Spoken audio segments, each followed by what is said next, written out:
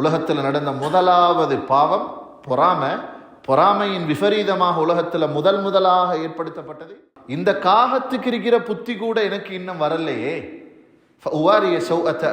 ஏண்ட நானாட என்ன தம்பிட பொடியை நான் இன்னும் என்ன செய்யறது தெரியாம இருக்கிறேனே என்று அதுக்கு அடுத்த கட்டமாக என்ன செஞ்சார் அவர். உலகத்துல 2 பாவம் இருக்குது, 2 பாவங்கள் இருக்குது. அந்த 2 பாவத்தை செய்யறவங்களுக்கு உண்மையான சரியான தண்டனை மறுமையில கொடுக்கப்படும். ஆனாலும் அந்த 2 பாவத்தை செஞ்சவனுக்கு அந்த பாவத்துடைய பாரதூரத்தினால அதோட விபரீதத்தை உலகத்துல கண்டுட்டு தான் மௌத்தாகுவான். அப்படி 2 பாவத்தை சொன்னாங்க ஸல்லல்லாஹு அலைஹி வஸல்லம். அஸ்ஸலாமு அலைக்கும் வரஹ்மத்துல்லாஹி வபரகாத்துஹு. பிஸ்மில்லாஹிர் ரஹ்மானிர் ரஹீம். அல்ஹம்துலில்லாஹி ரப்பில் ஆலமீன். والعاقبة للمتقين. الصلاة والسلام على نبينا محمد وآله وصحبه وأهل بيته ومن تبعهم بإحسان إلى يوم الدين. أما بعد. கண்ணியமான சகோதரர்களே, நண்பர்களே, நாம் ஆரம்ப மனிதர் ஆதம் அலைஹிஸ்ஸலாம் உடைய வரலாறு துவக்கத்திலிருந்து பார்த்து கொண்டிருக்கிறோம்.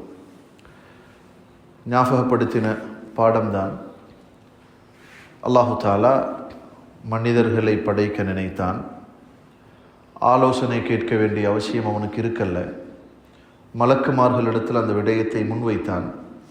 எதுக்கு படைக்க போறாய் என்று அல்லாஹிடத்தில் காரணம் கேட்டார்கள்.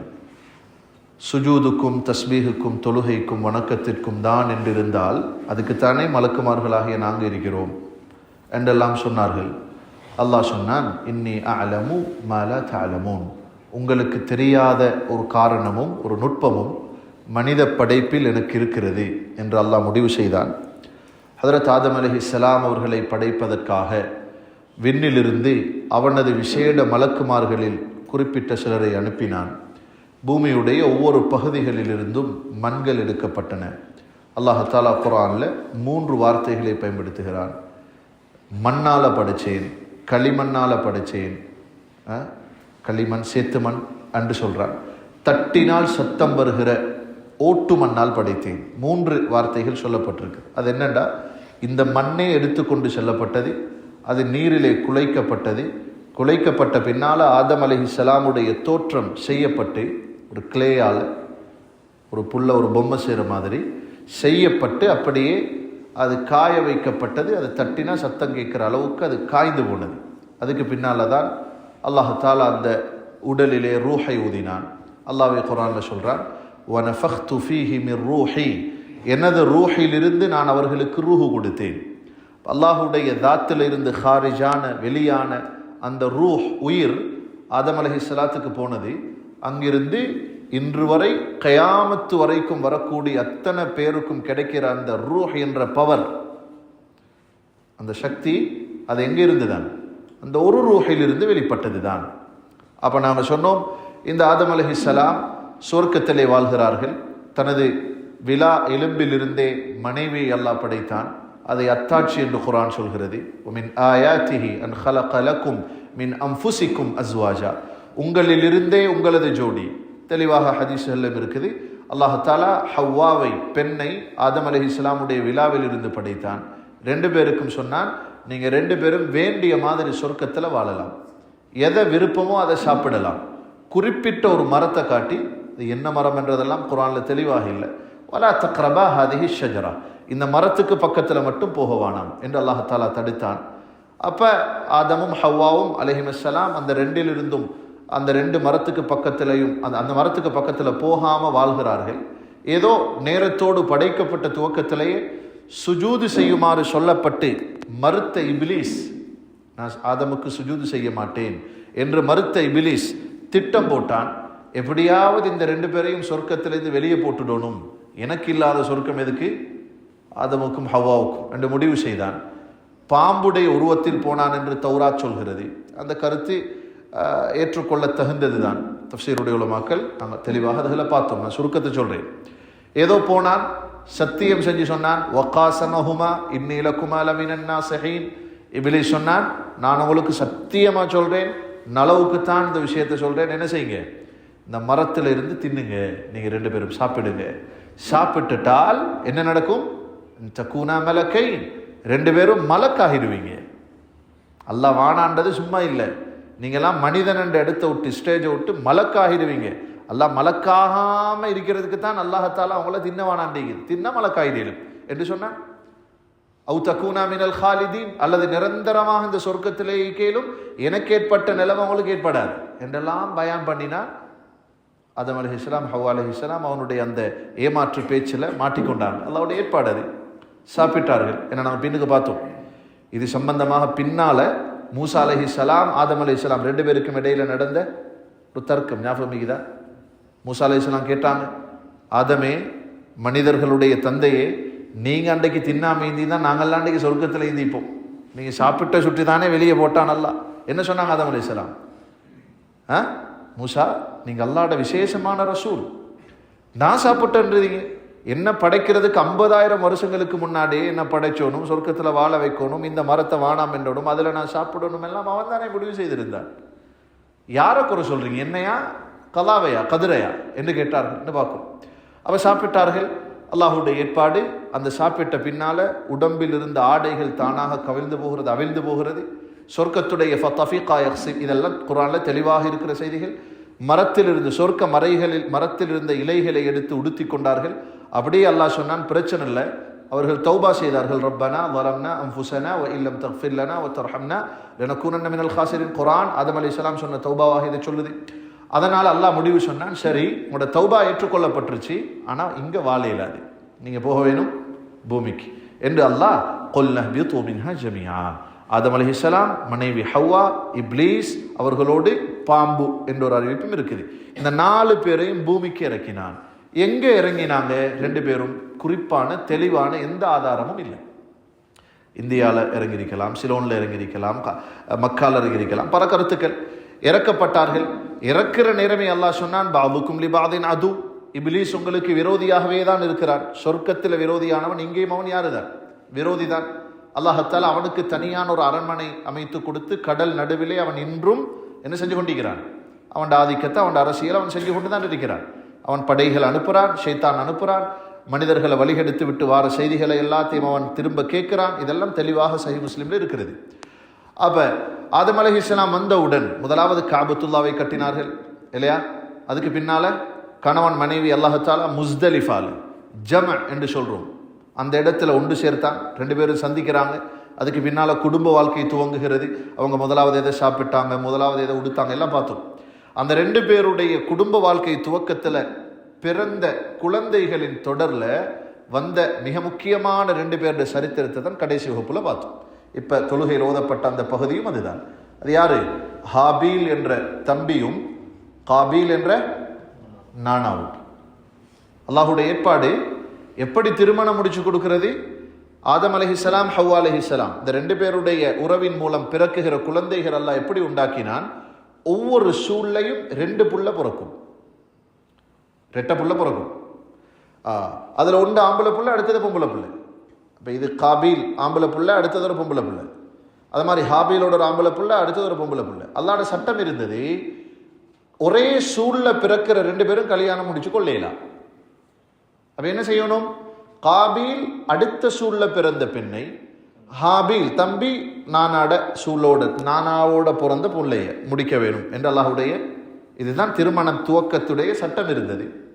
ஆனால் காபீலோடு பிறந்த பெண்ணை விட ஹாபீலோடு பிறந்த பெண் கொஞ்சம் அலங்கோலமானவன். இன்னொரு மாதிரி சொல்லுவோம், காபீலோடு பிறந்த பெண் கொஞ்சம் அழகானவன், நானாவோட பிறந்தவர். தம்பியோட பிறந்தவர் கொஞ்சம் அசிங்கமானவர். சட்டம் என்ன? இந்த அசிங்கமானவனை நானா தான் முடிச்சோடும், அழகானவளை தம்பி தான் முடிக்கணும். நானாக்கு பொறுக்கல்ல சொன்னார். இல்லை எனக்கு இல்லை, இந்த இடத்துல மட்டும் இந்த ரூல்ஸை கொஞ்சம் மாற்றிக்கொள்வோம், இந்த இடத்துல மட்டும் கொஞ்சம் மாற்றிக்கொள்வோம் என்றார். நானா என்னோட பிறந்ததை நான் முடிச்சுக்கொள்றேன். வாப்பா சொன்னாங்க, நீங்க 2 பேரும் இந்த பிரச்சனைக்கு தீர்வு சொல்லணுமா இருந்தா இப்போ ஓதப்பட்டது வத்லு அலைஹிம் நப அப்னை ஆதம பில் ஹக், நீங்க 2 பேரும் அல்லாஹுக்காக சதக்காவாக எதையாவது குர்பானி செய்யுங்கள். உங்களில் யாருடைய சதக்கா கபூல் செய்யப்பட்டு விட்டதோ அவருடைய நிலைப்பாட சட்டமாக இடுங்க. காபீல் நானாக்காரர், குழப்பக்காரர், என்ன செஞ்சார்? அவர் யாருன்னு சொன்னோம்? ஒரு விவசாயி. பெரிய ஒரு மூட்டை கோதுமையை முன் வச்சார். தம்பி ஆடு மேய்க்கிறவர். அது எப்படி ஆடு வஞ்சி? அல்லாஹாலா சொர்க்கத்தை ஆட்டு இறக்கினான். நேரத்தோட ஆடு இருக்கல்ல, நாங்கள் அதுக்கு பின்னால என்ன இறங்கிச்சு அதனையும் பேசலே. 4 பேர் வந்தாங்க, அதுக்கு பின்னால தேவையான அத்தனையும் எல்லாம் ஏற்படுத்தினான். அப்ப பூமியில ஆடுகள் மேய்ப்பவராக ஹாபீல் இருந்தார். இந்த ஹாபீல் என்ன செஞ்சாருண்டா, நல்ல கொளுத்த ஒரு ஆட்டை முன் வச்சார்.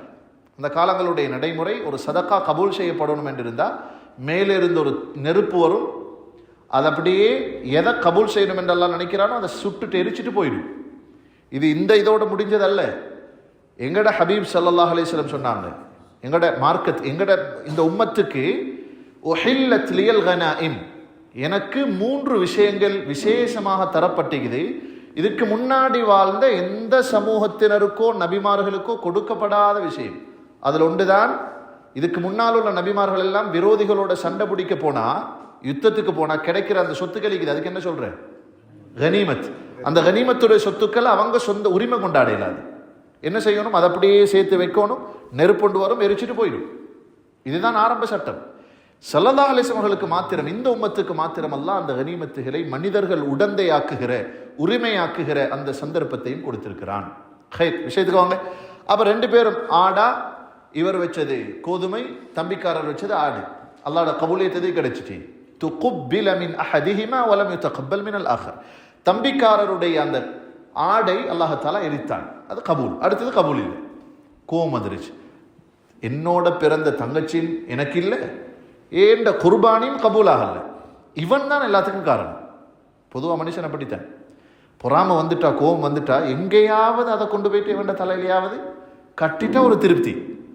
அந்த ஆத்திரத்தில் நானாக்காரன், உன்னாலதான் எனக்கு இப்படி ஆயிடுச்சு, நீ ஏலாண்டு சொல்லியிருந்தா, நீ சரி சரி நான் என்னோட பொறுக்கிறத முடிச்சுறேன்னு சொல்லியிருந்தா என்ன சப்ஜெக்ட் முடிச்சு, நீ எனக்கு ஏலாது, நான் ரூல்ஸை தான் செய்ய வேண்டெல்லாம் வர போய்தான் இந்த பிரச்சனை என்று நானாக்காரர் உன்னை கொல்லுவேன் என்ன முடிவுக்கு வந்துட்டார் இல்லையா?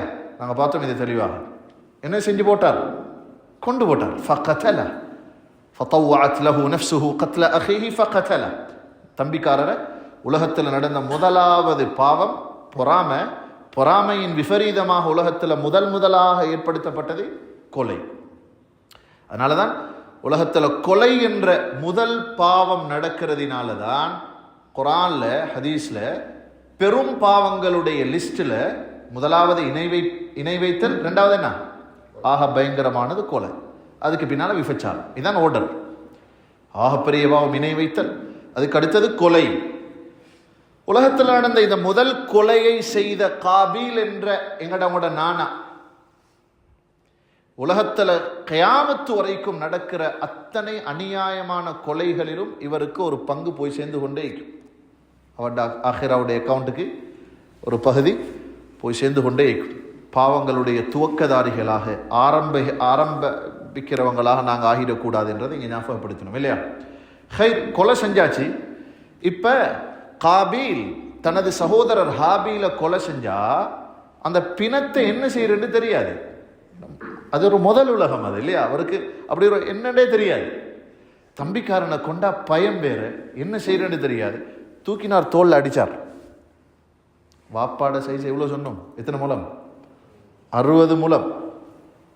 பெரிய படைப்ப.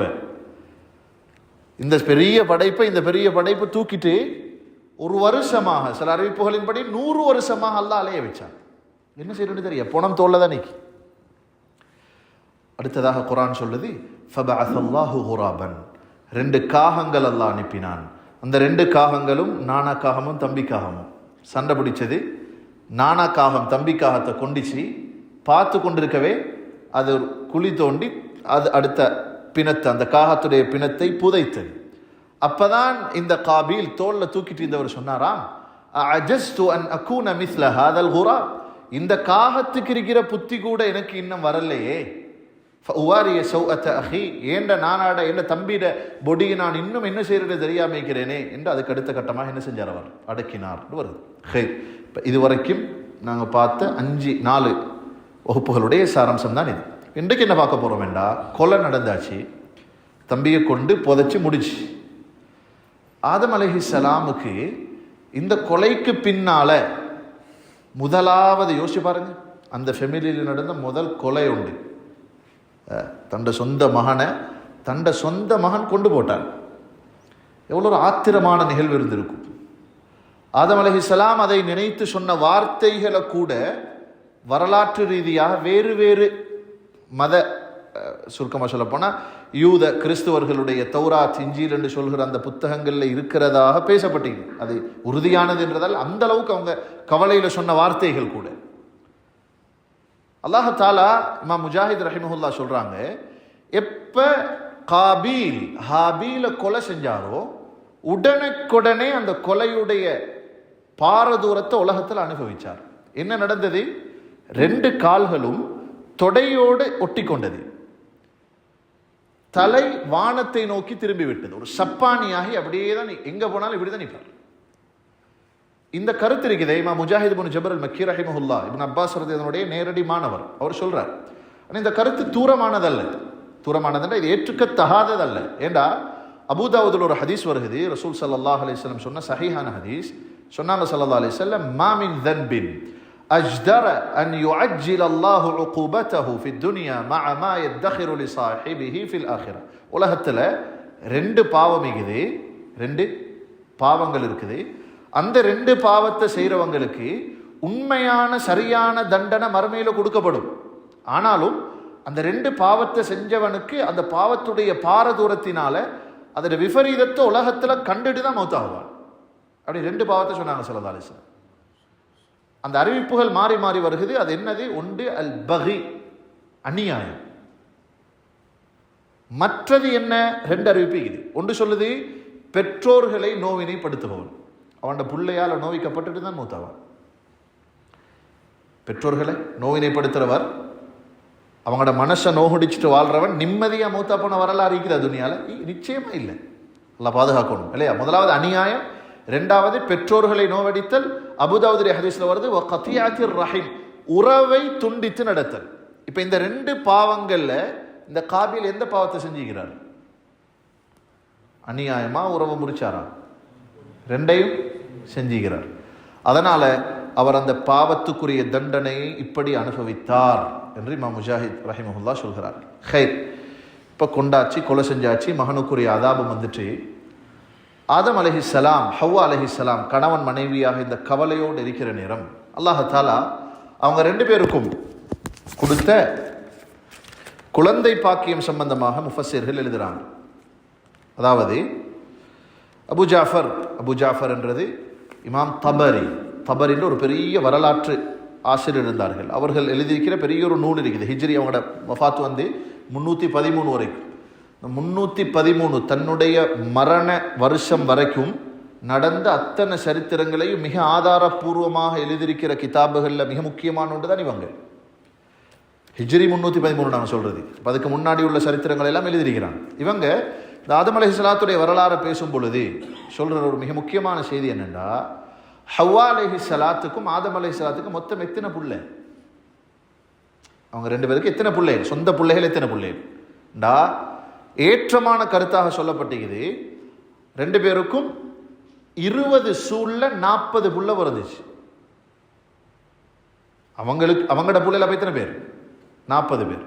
இன்னும் ஒரு கருத்து இருக்குது, இல்ல 120 அதாவது பிள்ளைகள் 60 சூழ்ல, அதாவது 40 பிள்ளைகளா 120 பிள்ளைகளான்ற ஒரு கருத்து வேறுபாடு இருக்குது.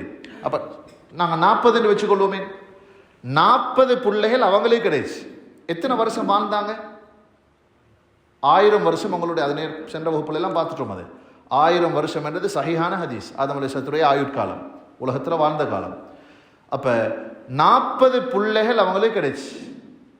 40 ஜோடே 40 இல்ல 20 ஜோடு 40 பிள்ளைகள், பொம்பளை பிள்ளைகள் ஆம்பளை பிள்ளைகள், 20 ஆம்பளை பிள்ளைகள் 20 பொம்பளை பிள்ளைகள். இவர்களுடைய பரம்பரையில இந்த 20 ஜோடால தான் உலகத்துல இன்றைக்கு இத்தனை கோடி பேர் உருவாகிக்கிறேன். அந்த ஆம்பளை புடிய மாதிரி யார் யாருன்ற பேர் அப்படியே 20 பேருடைய பேரையும் எழுதிக்கிறாங்க சிலர். இப்னு இஸ்ஹாக் ரஹிமஹுல்லான்னு ஒரு வரலாற்று ஆசிரியர், அவர் அந்த கிதாபில் அவங்க பேர்களோடு கொண்டு வரார். அது எந்த அளவுக்கு நம்பகமானதுன்றது தூரமானது என்றால் அந்த பேர்கள்ன்ற அளவுக்கு பேசப்பட்டது. இந்த 20 பேருக்கு பின்னணியில தான் அல்லாஹ் முழு பேரையும் உருவாக்கினான். இது குறித்து குர்ஆன் சொல்லுது. எப்படி சொல்லுது? யா ஐயுஹன் நாஸ், எங்கட முஹம்மது ஸல்லல்லாஹு அலைஹி வஸல்லம் அவர்களுக்கு 1400 வருஷங்களுக்கு முன்னால் இறங்கின குர்ஆன்ல இந்த சம்பவம் இருக்குது. அல்லாஹ் எப்படி சொன்னான் என்றால், சூரத்து நிசாவுடைய ஆரம்ப வசனம், ஏ மக்களே, இன்னா ஹலக்னாக்கும் மின் தக்கரின் வ உன்சா, உங்களை நாம் ஒரு ஆண் ஒரு பெண்ணிலிருந்து உருவாக்கினோம். ஆதம் ஹவ்வா படைத்தோம். وجعلناكم يا ايها الناس يا ايها الناس اتقوا ربكم الذي خلقكم من نفس واحده, உங்க எல்லாரையும் ஒரு உயிரில் இருந்து படைத்தோம். யாரத முதலாவது படைக்கப்பட்டது? ஆதம் அலைஹிஸ்ஸலாம். அதுல இந்த ஹவ்வா அப்படியே வந்துச்சு.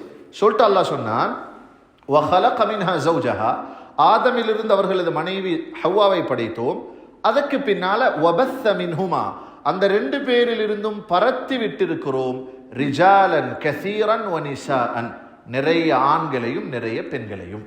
அப்ப இந்த நாங்க சொன்ன இந்த செய்தியுடைய சாராம்சம் குர்ஆன்ல சொல்லப்பட்டிருக்கிறது. அது அப்படியே, அதாவது குர்ஆன்ல சொல்லப்பட்டது நாங்க சொன்ன சாராம்சம், அது அப்படியே தொடர்ந்து வந்தது. இந்த பின்னணியில உருவான குழந்தைகள்ல ஆதம் அலைஹிஸ்ஸலாத்துடைய பிள்ளைகள் அவங்க வஃபாத் ஆகிற நேரம் கிட்டத்தட்ட 4 லட்சம் பேர்னு சொல்றாங்க. அவங்களுக்கு சொந்தமா கிடைச்ச பிள்ளைகள் எத்தனை? 40. அவங்க 1000 வருஷம் தாண்டி மௌத்தாகிற நேரம் அந்த பிள்ளைக்கு புள்ள பிறந்திக்குமே.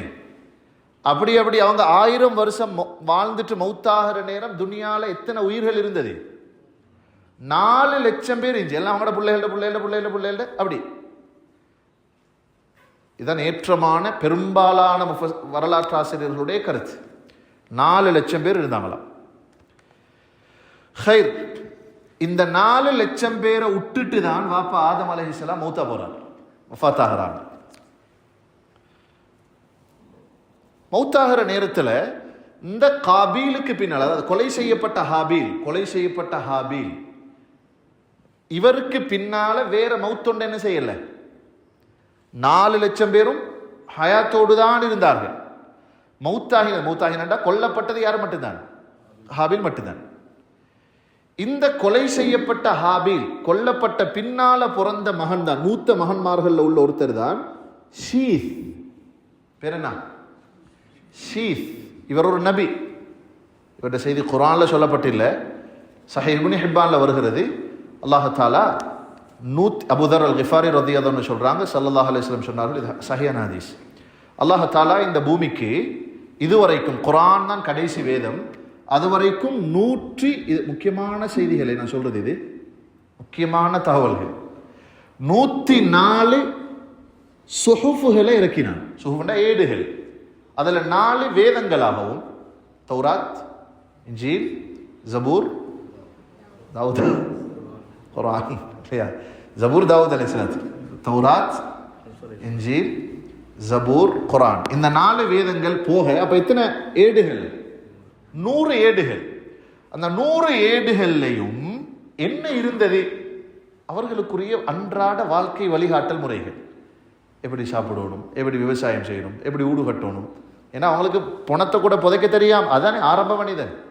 இப்போ நாங்கள் இன்றைக்கு இந்த மகியங்கனை போயிட்டு அவங்களோட நடவடிக்கையில் பார்த்துட்டு புதினப்படுறேன்டா, நாங்கள் சொல்றது எத்தனை ஆரம்ப காலத்தை, அவங்களுக்கு என்ன தெரியுமா? அவங்களுக்கு இந்த ஏடுகள்ல 100 ஏடுகள்ல இந்த ஷீஸுக்கு அல்லாஹ் தஆலா தனியா 50 ஏடுகளை கொடுத்தாங்க. ஷீஸுக்கு கொடுக்கப்பட்ட ஏடுகளின் எண்ணிக்கை 50 என்றது சஹீஹான இப்னு ஹிப்பானுடைய ஹதீஸ். அப்ப அடுத்த 50 தான் என்ன? அல்லாஹ் குர்ஆன்ல சுஹுஃபி இப்ராஹிம் வ மூசான்ற, சூஃபி இப்ராஹிம் இல்லது, சூஃபி இப்ராஹிம் இல்ல, சுஹுஃபி இப்ராஹிம், இப்ராஹிமுக்கு கொடுக்கப்பட்ட சுஹுஃபுகள் ஏடுகள், வ மூசா அலைஹிஸ்ஸலாத்துக்கு கொடுக்கப்பட்ட ஏடுகள், தௌராத் தவிர சில ஏடுகள் கொடுக்கப்பட்டது. வாங்க, அப்ப 50 ஏடுகள் கொடுக்கப்பட்டது. இந்த ஷீஸ் என்றவர் நான் சொன்ன மாதிரி கொலை செய்யப்பட்ட ஹாபீல் கொல்லப்பட்ட பின்னால பிறந்த மகன். ஷீஸ் என்றா அந்த நேரத்தில் அந்த பாஷையுடைய கருத்து என்னண்டா, அரபியில ஹிபத்துல்லா, அல்லாஹுடைய கிஃப்ட் என்ற அர்த்தம்.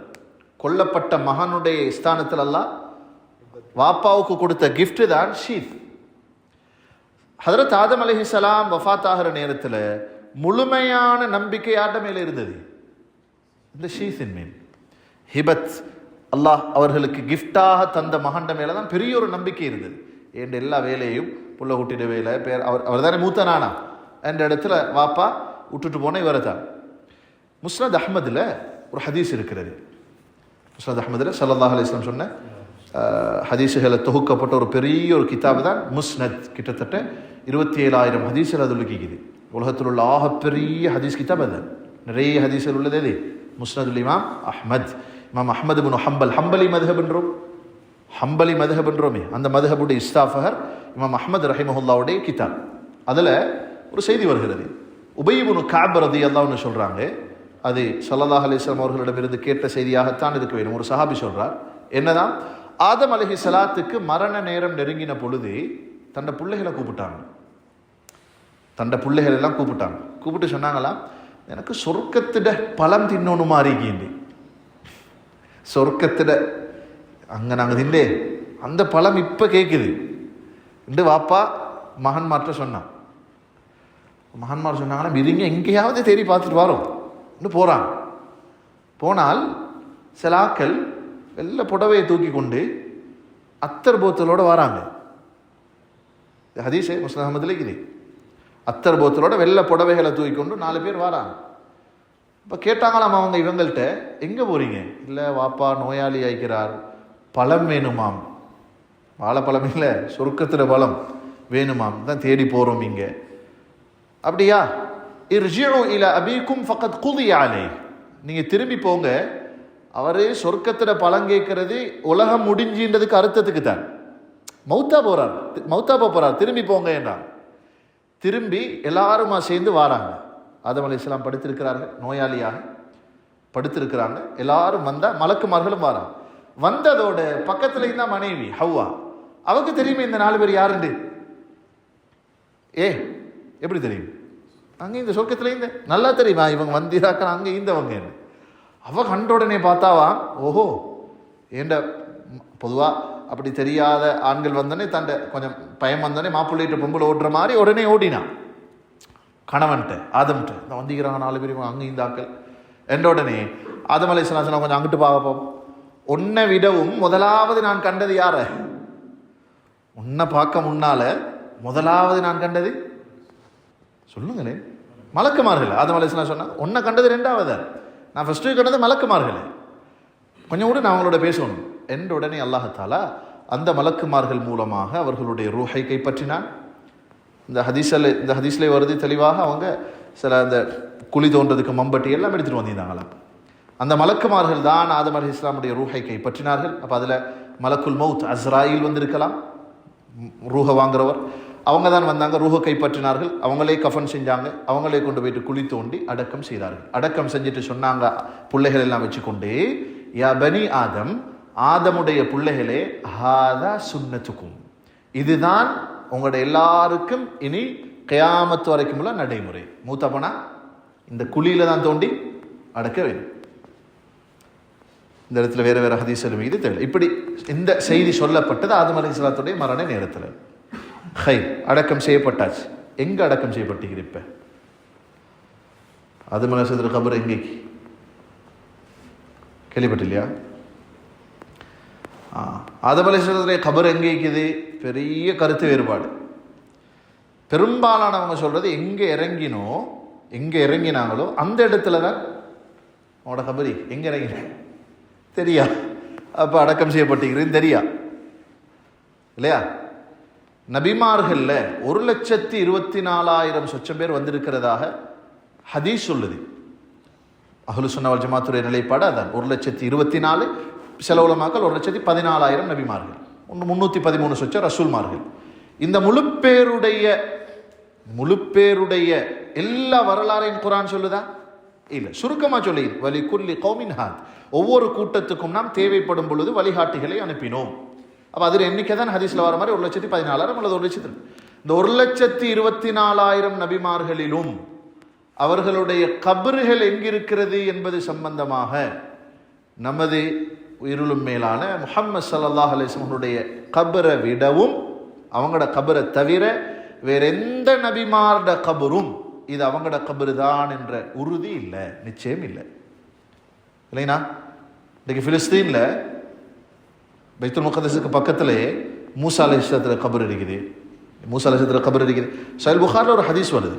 அவங்களோட ரூஹு வாங்கப்பட்ட நேரத்தில் அவங்க அல்லாஹ் இடத்துல துவா செஞ்சாங்களா மூசா அலைஹிஸ்ஸலாம், யா அல்லாஹ் அத்னினி மின் பைத்துல் மக்திஸி ரம்யத்தன் பிஹஜர், யா அல்லாஹ் என்ன பைத்துல் மக்திஸுக்கு பக்கத்துல ஒரு கல்லை எரிஞ்சா போய் புலுகுற தூரத்துக்கு கிட்ட கொண்டு வாயே, அந்த இடத்துல வச்சு என்ன ரூஹ வாங்கன்னு கேட்டாங்க. யாரு? மூசா அலைஹிஸ்ஸலாம். இது சரி புகார்ல வர ஹதீஸ். அல்லாஹ் அப்படியே செய்தான். ஆனா கபர் எங்கன்றது, ரூஹு வாங்கப்பட்டுச்சு, கபர் எங்கன்றது தெரியாது. ஆனா அந்த இடத்துல தான் இன்றைக்கு மூசா அலைஹிஸ்ஸலாம் கபர் என்று கட்டப்பட்டீங்க. ஆனா அது உறுதி அல்ல. அது மாதிரி மதீனத்துல் ஹலீல் பிலிஸ்தீன்ல இருக்கிற ஒரு ஒரு ஒரு பெரும் மாநகரம் தான் அன்றைக்கு யுத்தம் நடக்கிற ஒரு இடமும் தான் ஹலீல் என்றது. ஆக்கிரமிப்பாளர்கள் நுழைந்த ஒரு பகுதி, இப்போ அவங்க வந்து சேர்ந்த ஒரு பகுதி ஹலீல் என்றது. ஹலீல் பேர் வந்ததே இப்ராஹிம் அலைஹிஸ்ஸலாத்துடைய புனை பேரினால். அங்க ஹதரத் இப்ராஹிமுடைய கபர் இருக்கிறதாக ஒரு செய்தி இருக்கு. அது தவிர வேற எந்த இடத்துலையும் இந்த இஸ்தம்பூல்ல, அங்கால இங்க சிரியால, இது போன்ற பகுதிகளில் எல்லாம் நபிமார்களோட கபர் இருக்கிறதாக உள்ள தகவல்கள் எதுவும் வரலாற்று ரீதியாக உறுதிப்படுத்தப்பட்ட விடயங்களும் அல்ல. அவைகளை நாங்க தேடி போகணும் என்ற கட்டாயமோ சுன்னத்தோ ஃபர்தோ எங்களுக்கு இல்லை. அதனால உறுதியாக ஆதம் அலைஹிஸ்ஸலாத்துடைய கபர் எங்கன்றது தெரியாது. அப்ப யார்கிட்ட மட்டும்தான் உறுதி? முஹம்மது ஸல்லல்லாஹு அலைஹி வஸல்லம் மதீனாவுடைய உர்ஃபா ஆயிஷால இன்னும் அது இருக்கிறது, ரோதா ஷரீஃப்ல. அல்லாஹ் தஆலா ஸல்லல்லாஹு அலைஹி வஸல்லம் அதை இருக்கட்டும். ஹைர், இப்போ அவங்க வஃபாத் ஆகிட்டாங்களா? ஆதம் அலைஹிஸ்ஸலாத்துடைய வஃபாத்துக்கு பின்னால இந்த கவனிங்க, இப்போ இதுதான் மிக முக்கியமான இடம். அப்போ முதல் மனிதருடைய படைப்பில் இருந்து அவர் என்ன செஞ்சாச்சு? இப்போ மௌத்தாகியாச்சு. ரெண்டாவது நஃபராக நாங்க இப்ப குர்ஆன் ஹதீஸ் வரலாறு அடையாளப்படுத்துகிற ஒரு மிக முக்கியமான ஆள் தான் ரெண்டாவது அந்த பொறுப்புக்கு இருந்தவர் ஷீத் அலைஹிஸ்ஸலாம். இவர் ஒரு நபி, இதுல சந்தேகம் இல்லை, இவர் ஒரு நபி.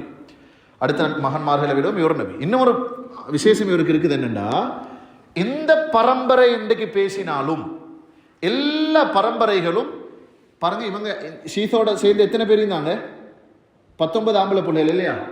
19 தானே. இந்த பரம்பரை ஆதம் அலைஹிஸ்ஸலாத்துக்கு ஷீத்ட வாப்பா ஆதம்ட மகன் ஷீத்ட மகன். நாங்க எந்த வம்சா வழியில போனாலும், யாரு தண்ட வம்சத்தை சொன்னாலும், இந்த 19 பேர் ஒருத்தர்த்தால போய் ஆதம் அலைஹிஸ்ஸலாத்துக்கு போற பரம்பரை ஒன்று இல்லை. அல்லாஹ் யார்கிட்டையும் சுருக்கிட்டான் அதை, விளங்குதா? அதாவது எந்த பரம்பரை போனாலும் யாரை தாண்டி தான் போகணும்? ஷீஸ் அலைஹிஸ்ஸலாத்தை தாண்டி தான். அடுத்த 19 தம்பிமார் இருந்தாங்க, நானமார் இருந்தாங்க, அவங்களோட பரம்பரையில அல்லாஹ் ஒரு கட்டத்தில் இல்லாமக்கிட்டான். அந்த இன்றைக்கு வார பரம்பரை இருக்குதே, முஹம்மது ஸல்லல்லாஹு அலைஹி வஸல்லம் வாப்பா இப்போ எங்களை யோசிச்சாலும் நான் என்னோட வாப்பா அப்படின்னு போனா ஆதம் அலைஹிஸ்ஸலாத்துக்கு போறதுக்கு முன்னால யார்கிட்ட பிள்ளையா தான் போறேன்? ஷீஸ் அலைஹிஸ்ஸலாத். அடுத்த 19 பேர்ட பரம்பரை வாரல்ல. இது பலரால ஏற்றுக்கொள்ளப்பட்டு நிரூபணமாக பேசப்படுகிற ஒன்று. இது இதில் சில ஆயுர்ரீதியான சில பிரச்சனைகள் இருந்தாலும் இது ஒரு மிக முக்கியமான ஒரு கருத்து. ஹைர், இப்போ ஷீஸ் அலைஹிஸ்ஸலாம் அவங்க வாழ்றாங்க. அவங்களோட வரலாறோ அவர்களுடைய வேற வேற தகவல்களோ குர்ஆன்லையோ ஹதீஸ்லையோ எங்கேயுமே எங்களுக்கு கிடைச்சல. இவர்களுக்கு பின்னால் இந்த பொறுப்பை சுமந்தது யார்? இவங்களோட மகன் ஷீஸ் அலைஹிஸ்ஸலாத்துக்கு பின்னால ஆதம் அலைஹிஸ்ஸலாம் மூத்தாகிற நேரத்தில் தன் மகன் ஷீஸை கூப்பிட்டு நிறைய வசிய செஞ்சாங்களாம். அந்த வசியத்துகள் எல்லாம் என்னண்டிக்குது? அதில் ஒன்று சொன்னாங்களாம், இந்த காலை நேரம் எப்படி பிரிக்கப்பட வேணும். அதில் அதாவது இது காலை நேரம். இப்போ எங்களுக்கு காலைன்னா என்னென்னு தெரியும்? இதுக்கு தான் அந்தின்ற, இதுக்கு ராவுன்ற, இதுக்கு பகல்ன்ற, இப்போதான் இந்த தொழுகை, இப்போதான் இந்த வணக்கம் என்றதெல்லாம் ஹதரத் ஷீஸ் அலைஹிஸ்ஸலாத்துக்கு வாப்பா சொல்லி கொடுத்தார். நிறைய விஷயங்களை சொல்லி கொடுத்தார்.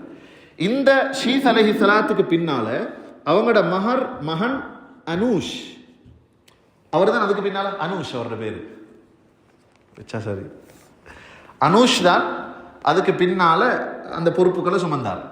அனூஷுக்கு பின்னால கைனன் என்று சொல்றேன், கொல்லன், கைனன் அனூஷ் மகன் பேரு. நிறைய மகன்மாரி தான் அந்த பரம்பரை போறது முக்கியமான ஆக்கள். இந்த கைனனுடைய மகன் தான் மெஹ்லாயில்.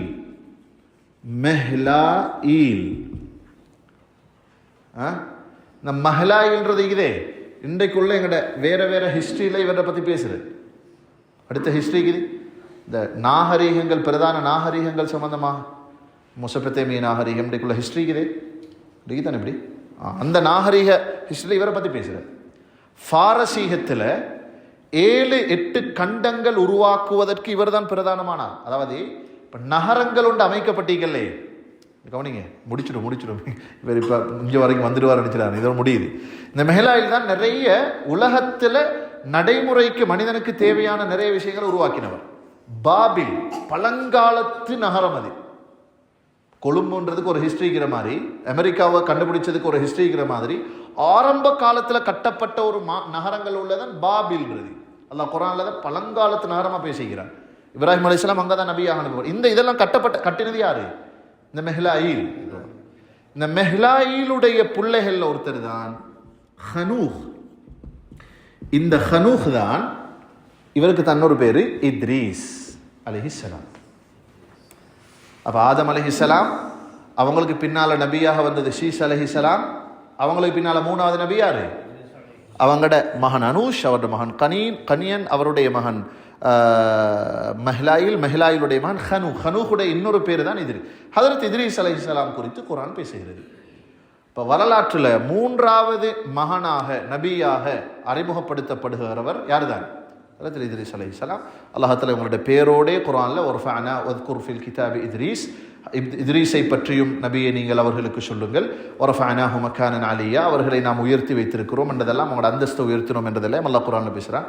அதில் இது இன்ஷா அல்லாஹ் அடுத்த வகுப்பில் பார்ப்போம் இன்ஷா அல்லாஹ். சுப்ஹானக்கல்லாஹும்ம வபிஹம்திக நஷ்ஹது அன் லா இலாஹா இல்லா அன்த நஸ்தக்ஃபிருக வ நத்தூபு இலைக்.